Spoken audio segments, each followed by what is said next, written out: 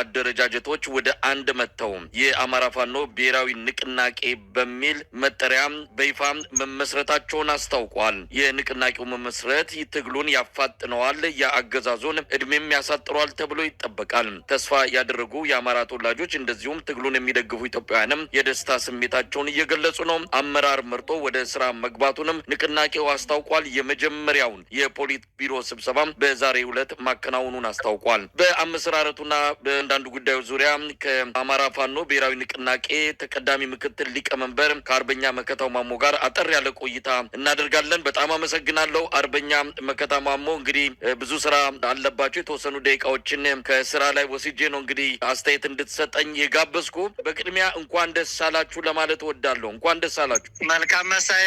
እንኳን አብሮ ደስ ያለን። እንደው አርበኛ መከታው የተለያዩ ጥረቶች ተደርገው ረጅም ሂደት ወስዶ ቅዳሜ ዕለት እውን አድርጋችኋል። እስቲ እንደው ባጭሩ ስለ ሂደቱ ስለነበረው አጠቃላይ ንግግር ውይይት እንዴት እንደነበረ ባጭሩ የምትገልጽልን ነገር ካለ?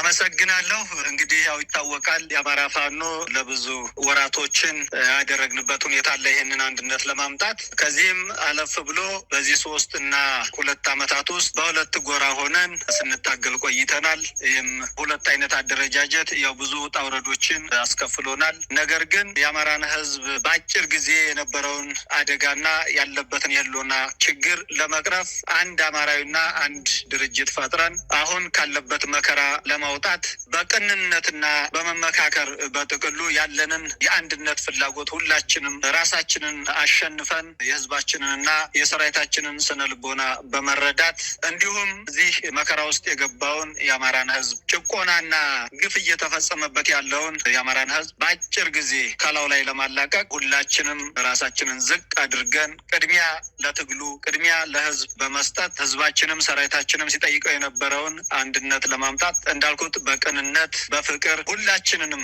ያለውን መተቻቸት ትተን ወንድማማችነትን አስቀድመን የአማራ ፋኖ ብሔራዊ ንቅናቄ ጥር 9 ለህዝባችን ለሰራዊታችን ለመላው ለአማራ ህዝብ ለዓለም አቀፉ ማህበረሰብ ለህዝባችን ደጋፊ ይፋ አድርገናል ማለት ነው። በዚህ ሂደት ውስጥ ያው ብዙ ነገሮች ይኖራሉ። ምክንያቱም ተቋም እንደዚህ ዝም ብሎ የሚፈጠር አይደለም። ድርጅት ዝም ብሎ በአንድ ቀን የሚፈጠር አይደለም። ብዙ ውጣ ውረዶች አሉት። ይህንን ሁላ በውስጥ ያለንን ችግር ሙሉ በሙሉ በመፍታት አንድ ልብ በአንድ ሳምባ ተንፈሰን ይህንን ትግል ለህዝባችን ይኸው ይፋ አድርገናል ማለት ነው። አርበኛ መከታው እንደ ወደ ኋላ መለስ ብሎ ሲታሰብ የተከፈለው መስዋዕትነት በግራ በቀኝ የአማራ ህዝብም እናንተም የድርጅት አመራሮችን በተለያየ መልኩ ያጣችሁበት የአማራ ህዝብ ዋጋ ከፍሎ በመጨረሻም እውን ሆኗል። እንደው ወደ ኋላ መለስ ሲባል ይሄ ቀን መርፈዱና ዋጋ ማስከፈሉን ስታስቡት ምን አይነት ስሜት ይሰጣችኋል? ይህን ጊዜ ያህል መፍጀት ነበረበት ወይ? እንግዲህ ይታወቃል የአማራ ህዝብ በዚህ በ50 ምናምን ዓመት ውስጥ አንድ ድርጅት እንዳይኖረው አንድ ተቋም እንዳይኖረው የአማራ ህዝብ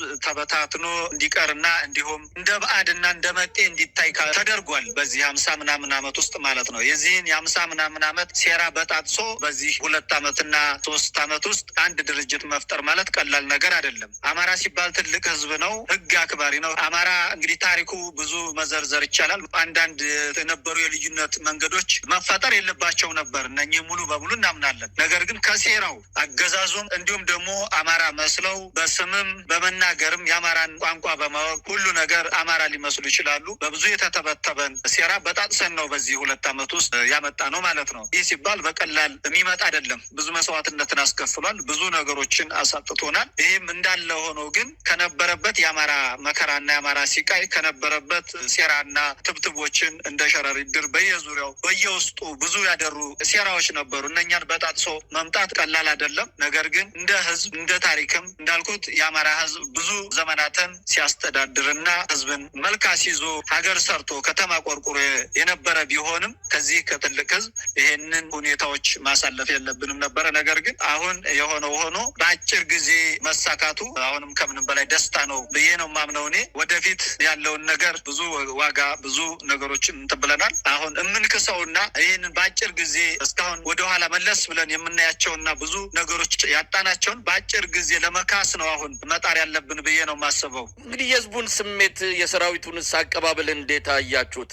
አንድም ግፊት የነበረው ከህዝቡ ነው፣ ሌላው ደግሞ ከራሳችሁ ሰራዊት ጭምር አንድ እንሁን እያሏችሁ ጫና ይፈጥሩባችሁ እንደነበረ እንከታተላለን። የህዝቡና ሰራዊቱን ስሜት እንዴት መግለጽ ይቻላል? በዚህ በአንድነቱ ምስረታ እውነት ለመናገር ሁላችንም ውስጣችን ያለው ስሜት ያለው ደስታ እንዳለው ሆኖ ግን የህዝቡንና የሰራዊቱን ደስታና ፍላጎት ደግሞ ስንመለከት ያው የሚያስለቅስ ነው። እውነት ለመናገር የሚያስለቅስ ነው። እኔ በግሌ እንደ አንድ ግለሰብ ደስታውንና ስሜቱን አንድነቱ በተበሰረበት ሰዓት በየሁሉም ያለውን ቀጣና ስሜት ሳዳምጥ ያስለቅሳል። እውነት ለመናገር ተሸክሞናል ማለት ይቻላል። በቃ ህዝቡም ሰራዊቱም ተሸክሞን እዚህ እንዳደረሰን ነው የተሰማኝ በጥቅሉና እንግዲህ ይሄ ትግል የመከታ ወይም የሌላ የከበደ ያበበ ትግል አይደለም። የህዝብ ትግል ነው። የህዝብ ትግል ነው። ህዝባዊ ነው ትግሉ። እንደ ህዝብ ነው እየተጨፈጨፍን ያለ ነው። እንደ ህዝብ እንድንጠፋ ተፈርዶብናልና በጥቅሉ የህዝብ ትግል በመሆኑ ህዝቡ ደግሞ ይሄንን ሲያገኝ ይሄንን ሲጠይቅ የነበረውን አንድ ሆኑ ሲል የነበረውን አንድነት በዚህ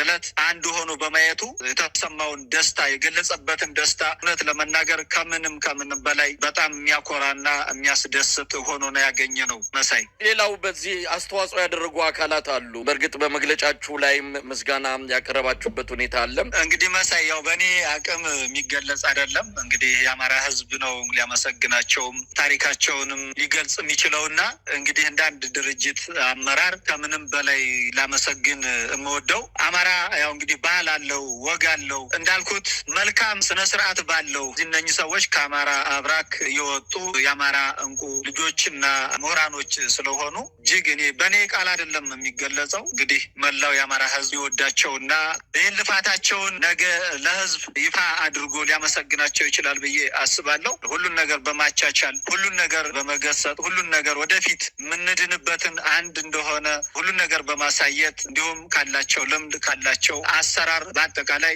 ይሄንን አንድነት ከኛ ጎን እና ግንባር ቀደም ሆነው ይሄንን አንድነት ወጥተው ወርደው እውነት ለመናገር በሌሊትም በቀንም ይህን አንድነት ለማምጣት እንቅልፋቸውንም ማጥተው ስራቸው ሁሉን ነገር ትተው ነው ከኛ ጋራ በዚህ ወራት ውስጥ በአጭር ጊዜ ለህዝባችን ብስራት ለማሰማት የወጡትና የወረዱት ለማለት ነው። እኔ እንግዲህ በድርጅታችንም በሰራዊታችንም በህዝባችንም ስም ላደረጉት አስተዋጽኦ እጅግ በጣም በህዝባችን ስም ነው እኔ ምስጋና የማቀርበው።